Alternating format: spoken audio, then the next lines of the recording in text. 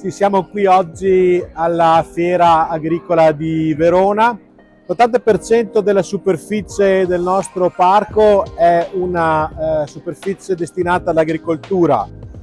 I versanti delle nostre colline, con la diversa esposizione, la diversa inclinazione, creano dei microclimi che sono adatti alla pratica agricola. Il nostro è un ambiente emblematico che è stato forgiato negli anni dall'opera dell'uomo. Ricordiamo che la vite è stata introdotta ancora nell'età del ferro e l'ulivo dall'epoca romana. Il compito del Parco Colli è proprio quello di salvaguardare, di assicurare, di garantire lo svilupparsi delle nostre peculiarità, delle nostre eccellenze, che sono il vino, sono l'olio, e quello di garantire un equilibrato sviluppo dell'economia e dei nostri prodotti.